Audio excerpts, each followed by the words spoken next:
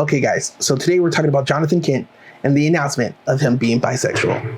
Let's discuss. For those of you who don't know, Jonathan Kent, the son of Superman and Lois Lane, is in a 5-part miniseries called Superman, the Son of Kal-El. And so the world right now is in a big hoopla over the announcement that Jonathan Kent is bisexual. And here's the deal. I'm not joining into the sensationalizing of this announcement, because it's really not that big of a deal. He's bisexual, who cares?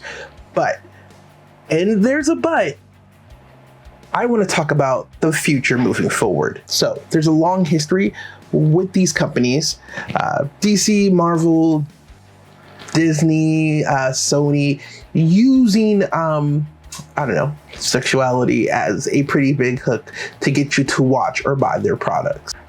Before I decided to make this video, Ruby Rose just leaked her whole thing dealing with them, and that was supposed to be a series written by and created by a diverse writer group, diverse actors, diverse staff, and it doesn't look like it was that diverse, or the treatment wasn't that diverse of their lead actress. I say that, and I bring that up just to bring to preference that these companies say these things, these are just words, but there's no action behind these words. They say we're going to bring you diversity, and yes, they'll show off their new black writer, black showrunner, trans writer, and say, look, we hired this person, these things are happening. But behind the scenes, everything is still business as usual. Like, nobody cares about these terms, nobody cares about feelings or what you did. You're just supposed to show up and do your job. So what does all that mean about Jonathan Kent? See, the thing is, announcing John as bisexual in itself is not a bad thing, but the future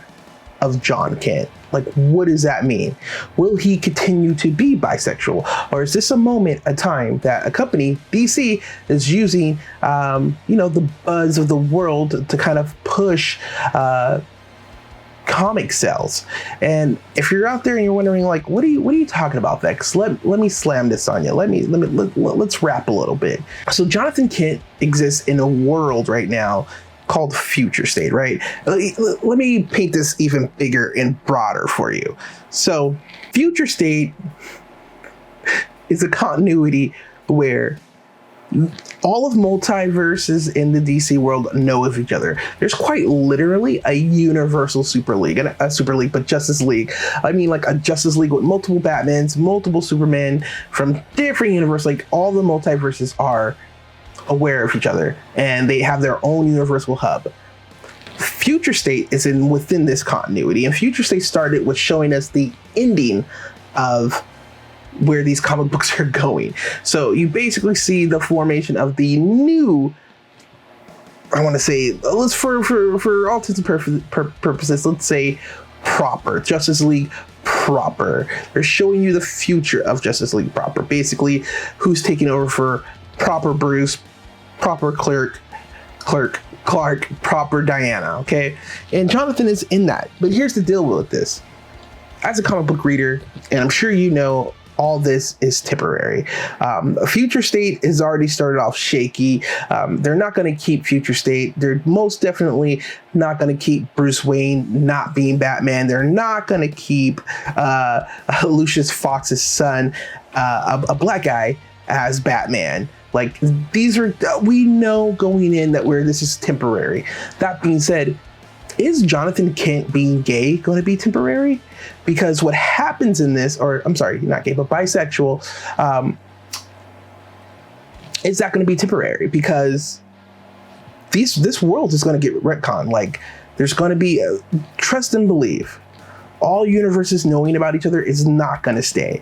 There being a universal Justice League, it's not going to stay. Wonder Woman being like a new Wonder God is not going to stay. A big event is going to happen in comic books that is going to consolidate these worlds and either separate them again and bring back a prime Earth, which is the continuity that we're going to move forward with. In doing so, people are going to be lost, killed off, missing, or just plain all in the universe, and nobody's ever going to care about them again. And that also includes personality traits, sexual preferences. DC continue the story about Jonathan Kent, this bisexual character, this bisexual Superman, or will he be swept under the rug and never mentioned again.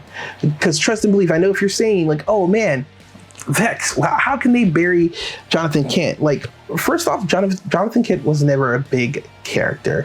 I mean, he comes, he goes, he gets arrested, or he comes and goes, he gets erased. He's not really that big of a character. You might think he is, but he really isn't. Superboy Connor Kent is more famous than Jonathan Kent. And they could easily just say, like, we're not using him anymore. And by the way, this current Superman that has Jonathan Kent only came in at the relaunch of the New 52. So yeah, these things can be definitely retconned. And so that's my worry. And I know what you're thinking, like, hey, you know, not all the companies are the same and this company's different. But again, with Ruby Rose, DC's kind of already shown their cards, and DC Warner Brothers is the same thing.